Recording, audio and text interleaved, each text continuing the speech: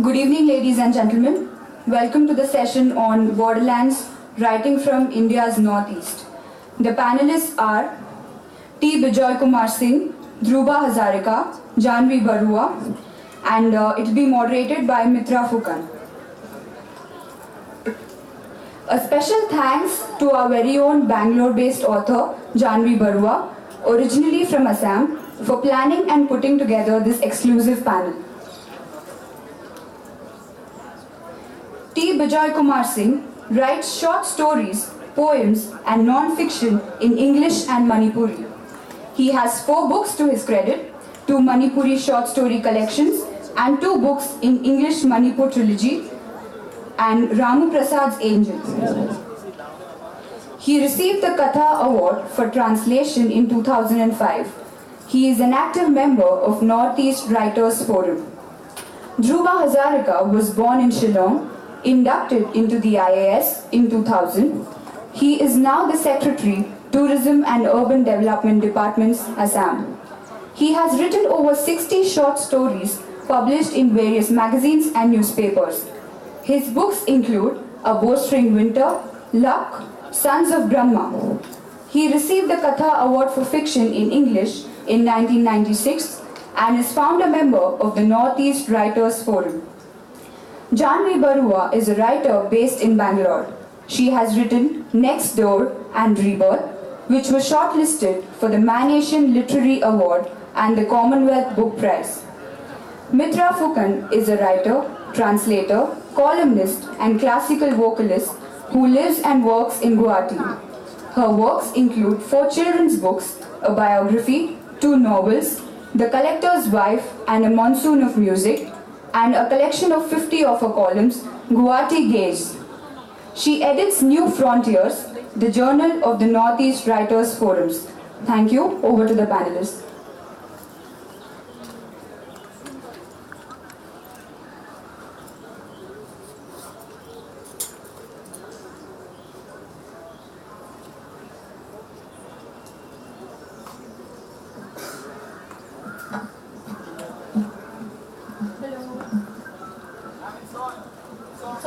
It's on?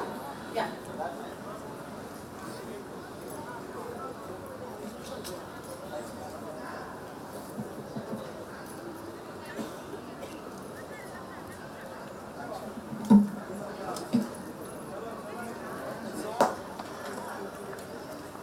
Good afternoon.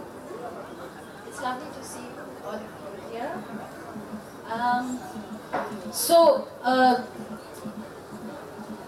The topic here is Borderlands, Writing from the Northeast. Here several questions come to mind. One of the things that we must be clear about, that this is borderlands. In what way are we borderlands? We are borderland. 8 states of this region are borderlands in a way that perhaps no other region of this country is, because we are contiguous to 4 countries: Bangladesh, Bhutan, China, and Myanmar. And in fact, we are connected, as we know, as all of us know, to the rest of India by this narrow strip of land which is called the Chicken's Neck. And this place, this is a very short backgrounder, is home to 272 tribes, a huge amount of languages, all kinds of different cultures, cuisine, dress. You have seen the multiplicity of languages, you have seen the multiplicity of dress, cuisine, everything. So this in many ways is a fractured land for various reasons which we will be discussing. And at a previous session, we have already discussed the politics of this. But this is a region where the politics and the literature is inseparable in a way. I think we will all agree with that. So that is one aspect. And the other aspect is, which is part of the title, is literature or writings from the Northeast. I would like to open this discussion with the question, is there such a thing as writings from the Northeast? If so, how can we justify it? Because it is such a heterogeneous entity. And if not, why not? Shall we begin with Dhruva Hazarika? Hello. Mitra has asked a question that's sometimes thrown to us in other venues too. In one sense, yes, there is a literature called literature from the Northeast, in as much as the cultural component that go to fill up either fiction or non-fiction or poetry is different from the rest of India or from all over the world. But at the same time, you know, this phrase is quite common nowadays. I think everybody uses it. That we deal basically with 12 human emotions. The basic emotions that govern all of humanity are 12 in number. So these emotions also apply to the Northeast. It's not as if we are a different animal. We have 5 legs or 6 legs or 10 legs. Then again, apart from the cultural component is the geography. The rivers, the land, and then of course what Mitra Vaido had said, we have 272 tribes, and out of the 272 tribes, I would say almost 100 are amazingly vibrant. Their culture, their language, their music, their cuisine, you name it. It's an incredible variety that provokes or invokes a lot of a difference, a kind of difference that's not found in the rest of India. So to that extent, I would say that there is a distinct Northeastern literature, if you want to call it that. Jahnavi, would you like to take that forward?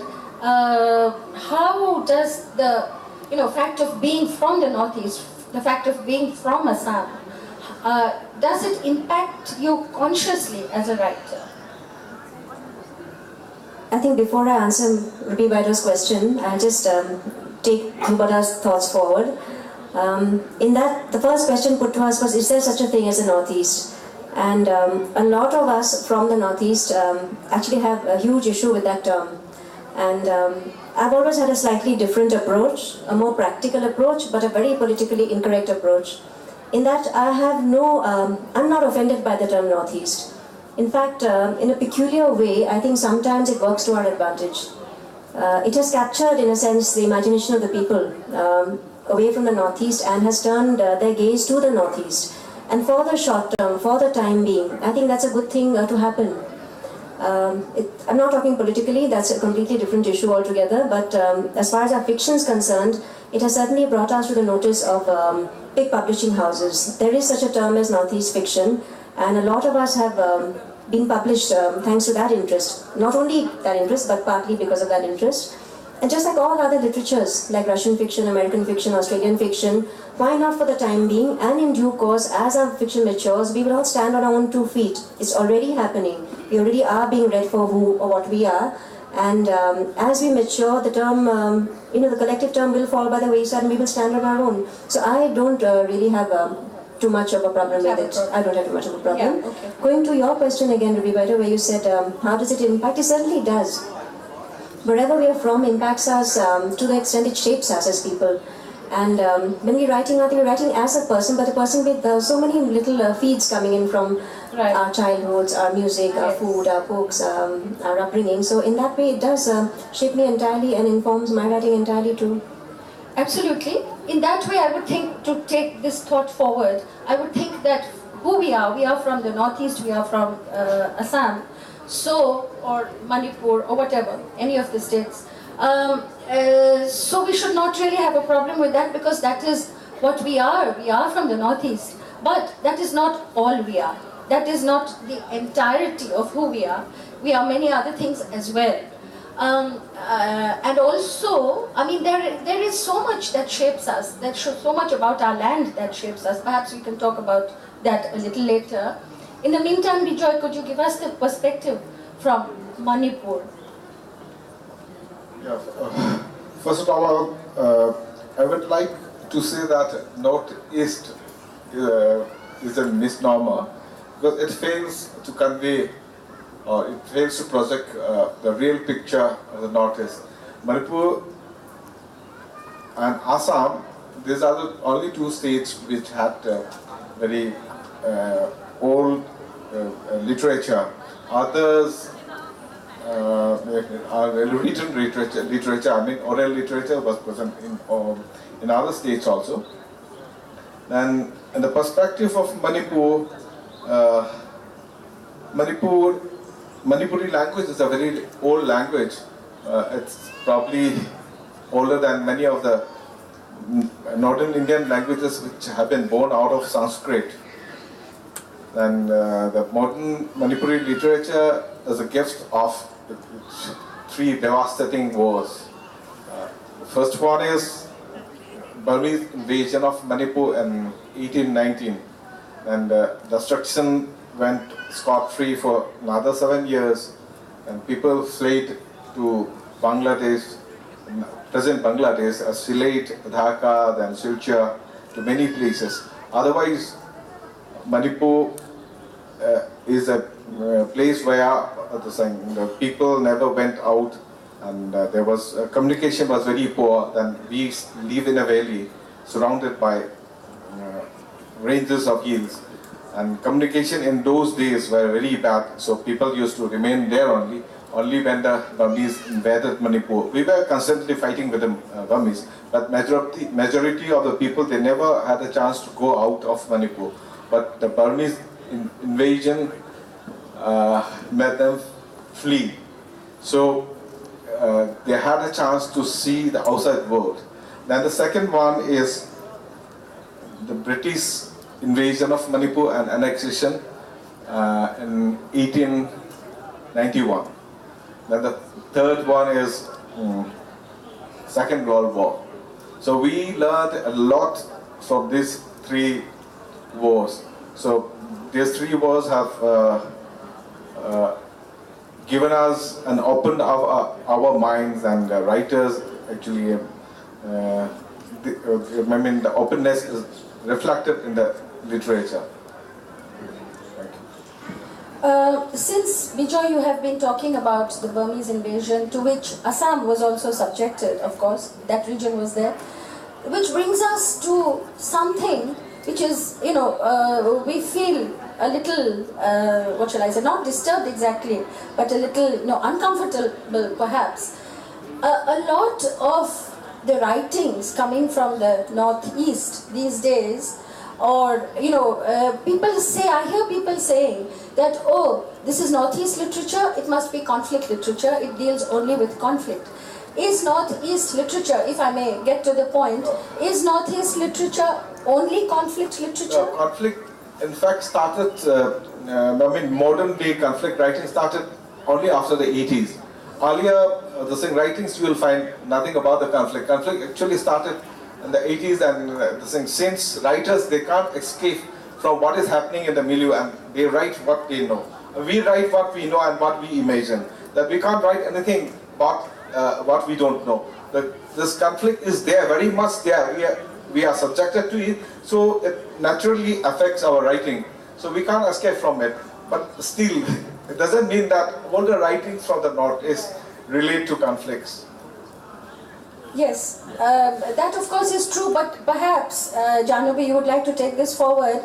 While we were discussing this thing, this did come up, that perhaps, maybe writers from our region now are being kind of typecast, and publishers are kind of looking for things which deal with conflict. But to take your thought forward, it's in a way inevitable, because there are more than 120 insurgent groups operating in the area. And at one point there were more than about 500, there were more than 500, and there were so many thousands of deaths. So it is inevitable that there will be writings. But to reiterate what you said, that is not all that is written about, but publishers perhaps are looking for a particular kind of writing maybe. Would you like to take that forward? To be fair to the publishers, I've never felt the pressure to write about the insurgency or to write about conflict. I think in my writing, in both my books, I've consciously kept away from making conflict the centerpiece. It's actually all too easy to have a very dramatic novel or dramatic story set around an insurgent or some sort of conflict. But at the same time, normal life does go on. Life goes on just as it does in the rest of the world, and conflict does impact at a certain insidious level, and that's the kind of level I write about. And really, to be fair to publishers, my publishers are Penguin, they've never actually ever had any issue with that. But I do notice that a lot of our writers, particularly the younger ones, do tend to make conflict and insurgency the focal point, because it is after all dramatic, it leads to a good story. But there are many stories around and under that which also need to be told. And I think Dhruvoda, who's written a little bit about around conflict, has dealt with conflict in that region, can tell us a little more. Yeah, Jahnavi, thanks. Actually, the general perspective of the mainlanders, if I can use that word, I'm not being apologetic, but the word mainlander counts a lot in the Northeast, is that it looks upon the Northeast as a conflict zone. But then, if you look at the literature that we have had, right from pre-independence or even post-independence, for example, the Assamese novel is about 120 years old. I just told that to Darshana a while back, but nobody gives credibility to that. We have had we have had a plethora of writers in the regional languages as well as in English. You take Jahnavi's first book, for example, Next Door. There's very little conflict there. It's about everyday life. I'd not like to say it openly. Jahnavi knows what I think about that book. Readers who have gone through that will know that there's hardly any conflict. The way the newspaper man looks at, the journalist looks at it, or the person who thinks that the conflict ought to be the only forte that the Northeast is capable of. No, then you look at Mitra Fukon's Monsoon of Music, a book written entirely on music. I was thinking about Vikram Seth the other day. I met Madam Seth, Vikram Seth's mother, and I was thinking about the kind of, or Amit Chaudhary's Afternoon Raga.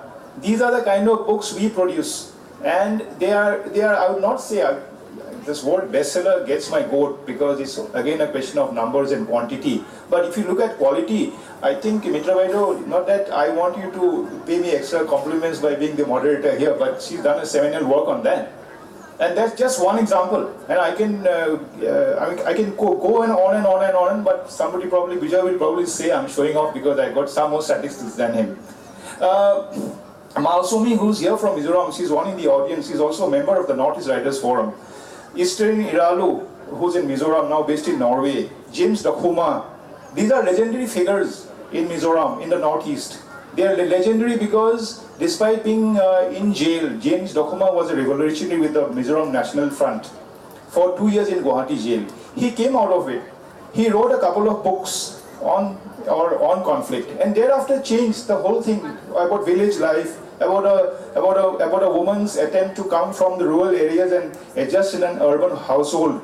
These are books basically people don't give much of a hang about, because what they want is their pet subject, conflict. And by conflict, they don't think about a husband and wife fight or a son going against a father, which is also conflict, but they want guns. And we play to the gallery sometimes, and well, I almost did, because my last book is called Sons of Brahma, and it's entirely about conflict, about the insurgency, militancy, revolutionary, the terrorism, whichever word you want to use, whichever noun or adjective you want to think about, is about conflict. But then that book, like many other books we have had, do not reflect the entire genre of writing. I'll just add one score on this, Mitra Vaido, and then I'll hand over to you. We have a book by a remarkable Assamese writer named Rita Chaudhary, who wrote about a group of Chinese. We bordered China, so we had a lot of Chinese who had dwelt and become permanent residents of India. They had been there for donkey's years, meaning 300 years, 500 years, 600 years. But when the Chinese invasion came in 1962, they were placed under intense scrutiny and suspicion, and they were driven out. And she wrote a book on that called Maqam, and it's become a cult book. And it's conflict yet not conflict. But no one talks about that book because they want terrorism. Yeah, Dhruva, thanks for that backgrounder. And which brings us to this other topic, which I was going to talk about in any case, is that what is coming out of the region is basically what is being translated and what is being written in English. But the region is extremely rich in literature of all these other languages. There's a huge amount of languages there. For the longest time, there has been a very rich oral tradition of this literature. There is in the written languages also, in the local languages, there's a huge amount, which brings us to the question of translation.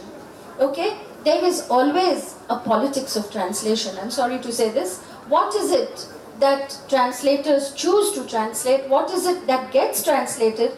Here we are talking of translation not between Indian languages, but from a local language into English, because those are the ones which are published and distributed basically throughout the country and abroad.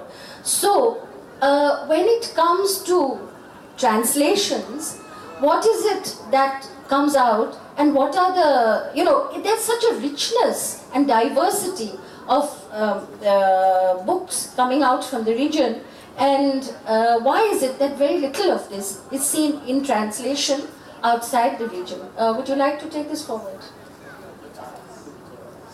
Translation, actually without translation we cannot project our culture or our literature to other places. So if the written things in our language remain in our without translation, then no one outside can know about this. So we have got a forum, not just Writers Forum, as Mr. Baidu has already said. Initially, we were saying only English writers were members of that forum. Then we came to know that our writings are not going out of the region. So we took off translation in a big way. Then we took up a project with Katha. Then we took off 6 volumes. In fact, 2 volumes are yet to be out. Only 4 volumes have been out. It was a huge success. Many of the universities, central universities, have taken our translations as their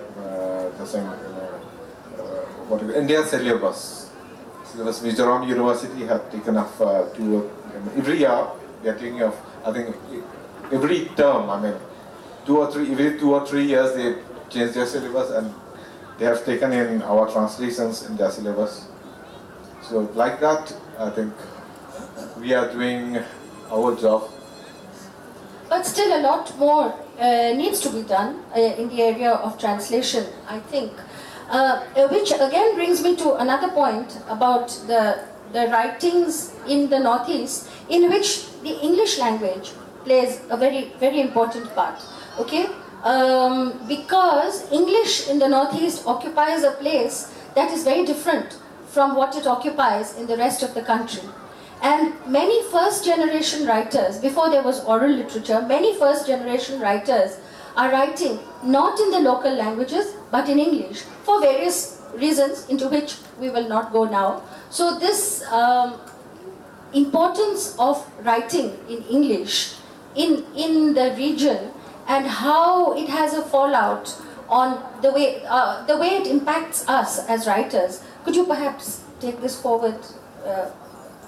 Which I was listening to Bijoy and I was thinking, if I may interrupt here, it would be better, that while I'm all for translation, I'm also very happy to see writers come up in English. I think I have this unique position of having one leg in Bangalore and another in Assam, and I do see that from the outside that what we do need is writers from that region writing in English and directly to readership. Because translation, unless it's done really well and very skillfully, sometimes does leave a gap. It can like Roberta said, even destroy a piece of work actually. But somebody who's fluent and confident in English and can write from that region is a sort of a bridge between that region and the rest of the country. And I'm happy to say that there are a lot of young people coming out now. Penguin has a series called The Northeast Jewels. All of us young people are in it, and many younger still. And a lot of writing in English is coming out. Like she said, the position of English in the Northeast is a little bit different from what it is in the rest of India. It is almost a link language in the Northeast. And there's this fantastic organization, Northeast Writers Forum. We have the key people who began the organization right here. And the whole intent was to support writing in English, because vernacular writing, face it, does have enough support, does have enough muscle behind it, always has. And this fantastic organization, NEWF, which Dhruv Bodhra, Ruby Baidoo and Bijoy can speak about at length, is something which is there to promote writings in English, and I hope to see lots more writing coming out, quality writing coming out from the Northeast. I think Jahnavi summed up quite well about translations. I would just say one thing about translations. It has to be quality translations. It mustn't be one of those wishy-washy types, and the type that leads to mediocrity. I remember, again, without dropping names, I'd gone to Delhi for a literary festival, and there where we had heard Orhan Pamuk, and he was talking about his translations about one book. I think it was Snow. And he said, and he's quite a humorous person. I didn't meet him personally except to shake hands with him once, and that was that. Having read his books, and he said this, that the first guy who translated to English got the English translation done to French. From the French translation went to Spanish, and the Spanish one came back again to English. When it came back to English, they suddenly found this translation worthy of the Nobel Prize. So, you see, I remember that distinctly, and I've quoted this many times. It took a whole circuit of probably 9 to 10 years for 4 international languages for him to be known as a writer of genius. So, translations are they ought to be very powerfully motivated. I remember another instance, Mitra Vaidoo, if you'll allow me. Khuswant Singh Sir was in town long years back, 1992 or 1994, and we have an able translator in Guwahati called Pradeep Acharya, who is a retired professor in English from Cotton College, one of the best institutions there. Now we had an equally powerful poet called Hiren Bhattacharjee, popularly known as Hiruda. He wrote beautifully, and he's still nowadays, I think we have a day for him, in as much as the UNO has an International Day for Anti-Tobacco or things like that. We have a Hiruda Day, Poets Day. Now, he wrote so well, and every Assamese laps it up, and we think no end of him. Until Pradeep Acharya translated about 25 of his poems and named it Ancient Gongs, gongs on a temple. And that evening, he had invited Khuswant Singh over for dinner. And after a couple of drinks with Sir, Pradeep Das says, Sir, on your way back, could you go through this book? He went through that book, and the next day in the flight, a couple of days after he had read it, we found out that Hirudas got the Sahitya Academy Award for this. Am I correct? He did get it, but he got it for that brilliant translation done by Pradeep Das. So what I say is the translations ought to be very powerful, ought to be very good, ought not to be mediocre. And Mitra Vaidoo herself is a translator. I think you would be the best person to talk about Hari Krishna Deka, who is also a very famous poet in Assam. No, I am not the best person, but I will say that yes, translations are, as we all know here, that people somehow think of translation as an easy job. It is not. It is much easier to write your own stuff. It is much easier to write your own stuff than it is to translate somebody else. It's very difficult. And to do justice, I think no translator can ever say that I have done justice to the author I love.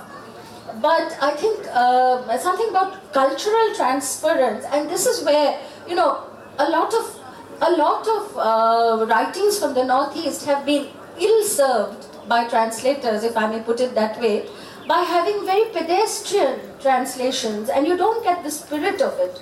But now, as Jahnavi has said, that many good translators are coming up who know what the whole thing is actually about. It's not just, take this word, take that word, but it is about something much larger. Would you like to elaborate on that?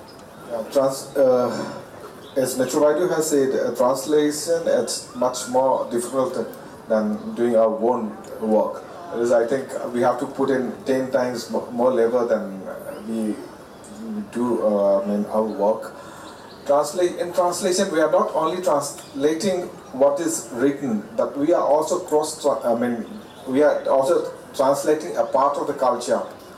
So, and English is quite different from our language. English belongs to a different group of language, and our language belongs to another group. It's totally so grammatically, and this becomes more difficult while translating poems. And again in prose also, we have got certain cultures and culture-specific things which is not there in English. So when we translate something into English or our writings into English, then we have to carry forward our cultural customary practices and all those things. So the target language and the translated work should be read as if it is written in that language. So if I am translating from Manipuri into English, then the English translation should read as if it is written smoothly. As smooth as it is written in English, and the same goes for the translation from English into Manipuri. Then one specific example, I'll say that it's equally true for other Indian societies also. We do not say a wife doesn't refer to her husband by name. It is there in English. So if we want to translate this thing into the thing in Manipuri, then I have to make certain changes. I have to take certain liberties, so that when people in Manipuri read it, they don't feel offended. So this has to be there.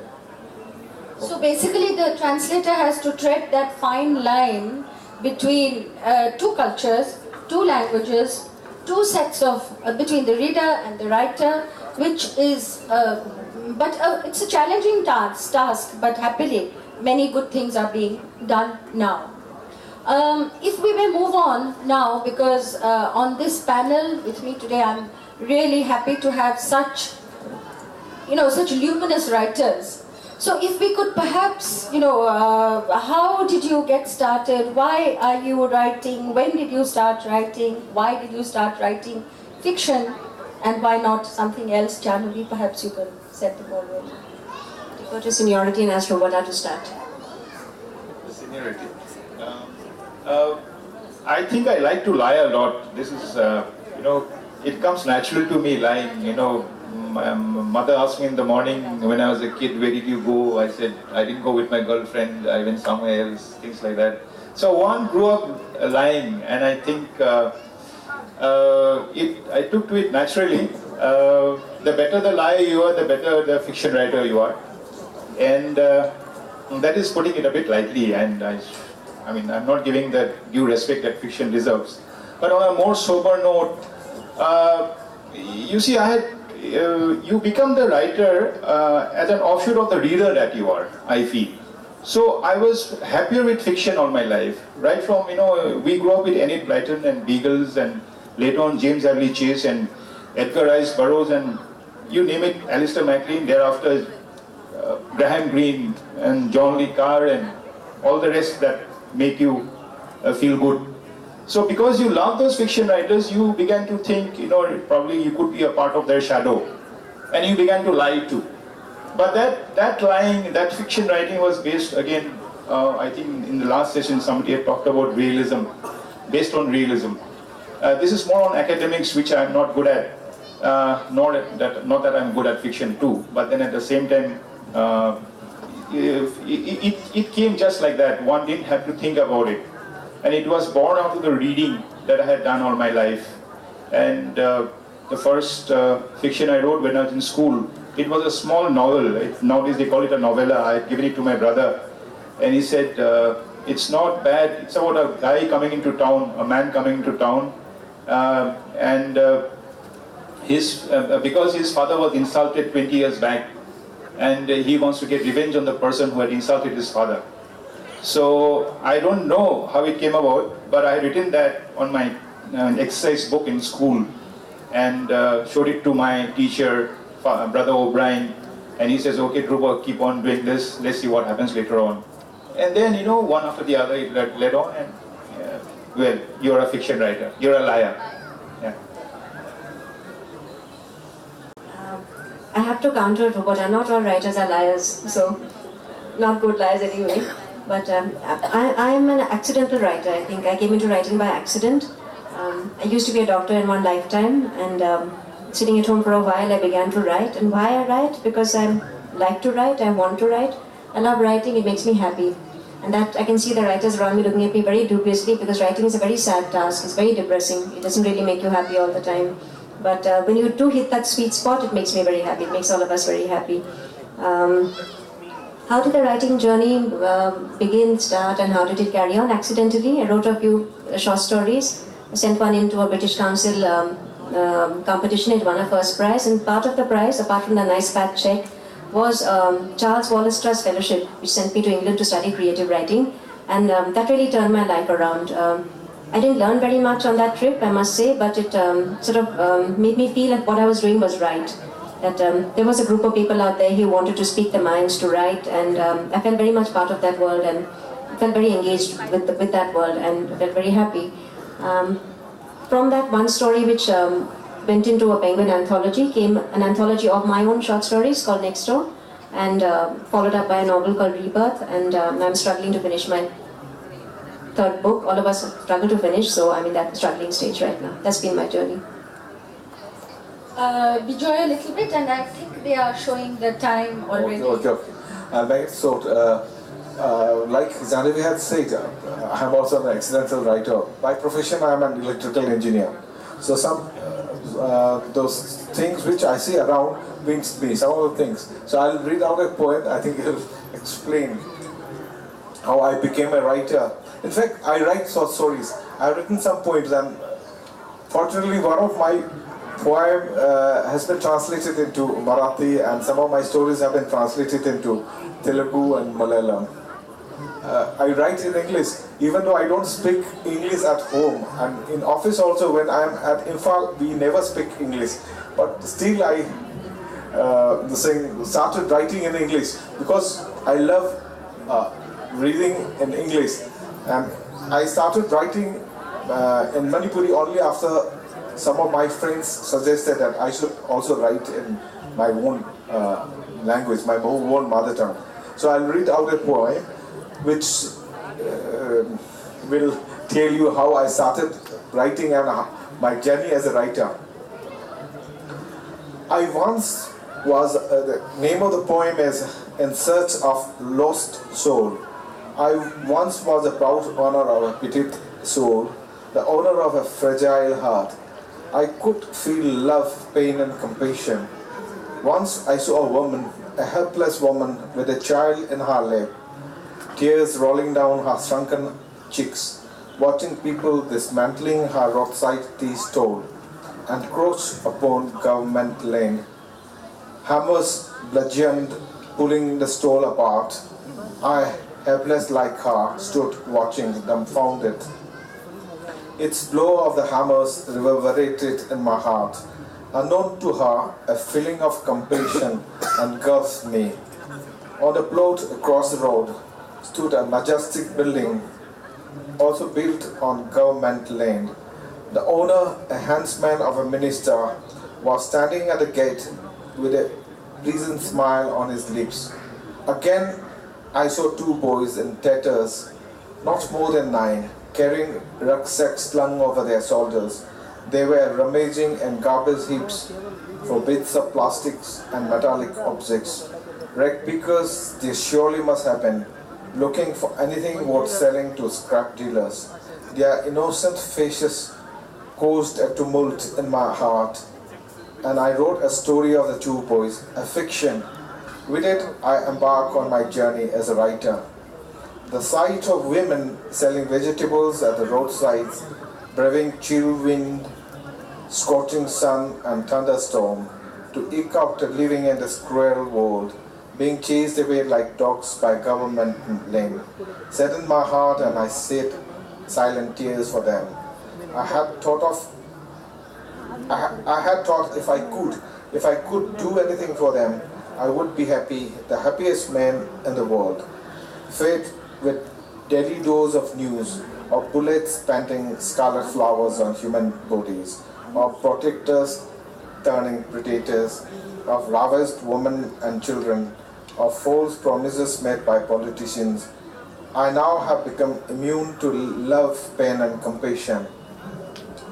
My heart has turned into stone.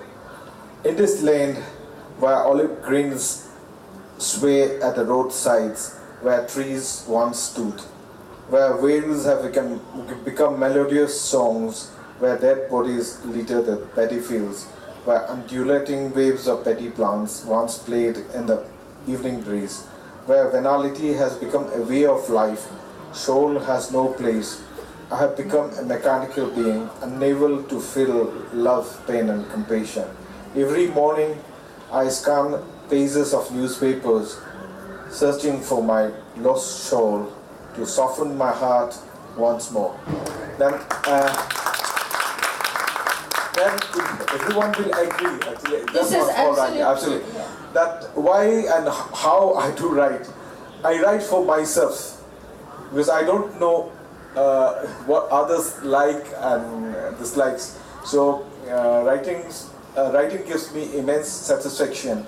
So whenever I feel I write, and I write most of the time in the dead of night when everyone has gone to bed and when there is no disturbance and when I can concentrate, only then my characters come alive in front of me, then I can describe them comprehensively.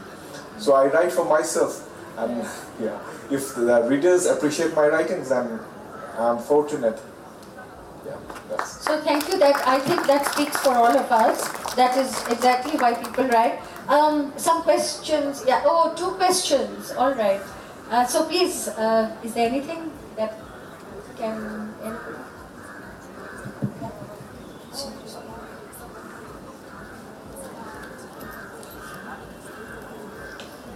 Actually, 2 questions, but very brief ones.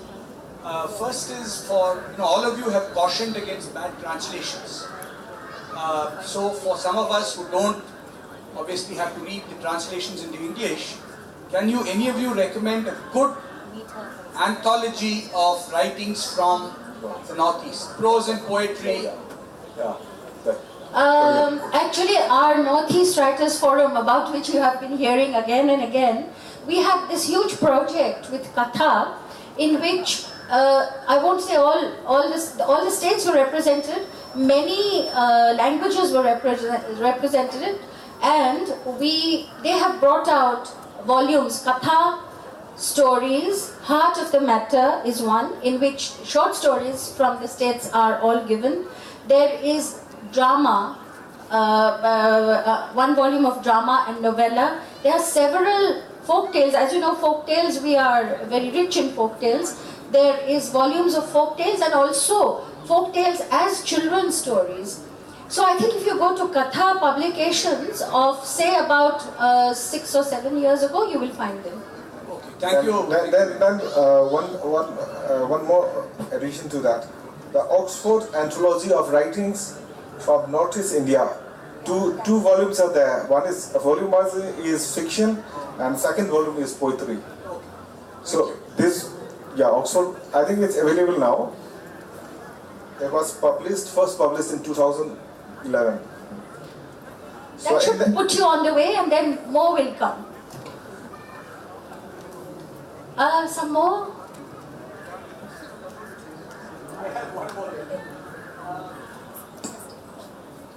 I'm going for the first time to Nagaland in December. So one question generally is politically speaking, because writing also reflects the politics of the Northeast. Do you all feel that, and this is addressed to all of you, that we are seeing more integration of the Northeast into the rest of India, vice versa? Is that happening much more? Certainly when we were young, now talking about the 60s, 70s, it was a much more remote part of the country. But now we see a lot more, I think, happening. So I just wanted your take on that. if I may start, then everybody. I think what is happening is what is called, in a bad, I don't know, I don't like this term very much, but this is happening, soft power. Cultural integration is coming. This is not something that can happen politically. Politically, it's all very fraught. But culturally, as I said, music of the Northeast, all the states, it is conquering hearts, as well it should. Cuisine is conquering hearts. We see momo stalls here as well. And because of that, yes, a lot of integration. And another fallout of the political unrest is perhaps that children, which is especially true of Assam and Manipur and Nagaland to an extent, is younger people are coming out to work, to study. So this integration is taking place in Bangalore itself and many other parts, Pune and so on, of the country. Anybody would like to add something? Arun, I have this interesting story, talk about soft integration. So I was on holiday in Coorg once, and I get a call from the Mint saying we want your favorite Assamese recipe. And the huge chef said, there's Sanjeev Kapoor, everybody else, and I don't cook that well, I don't cook much. So I thought of a tenga. So I spoke to the journalist and said, I'll give you the fish tenga. And that man said, no, not fish tenga, that's too common. So then I said, okay, then I racked my brain, I came up with an elephant apple, what we call an otenga tenga. And that was published, and I thought, my goodness, fish tenga is now common in India, so that's soft integration. I think now we are done. Perhaps we can call this session to an end. Thank you. Thank you.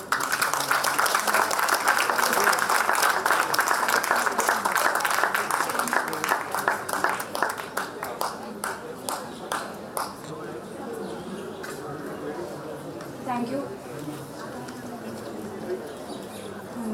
Thank you for the wonderful session.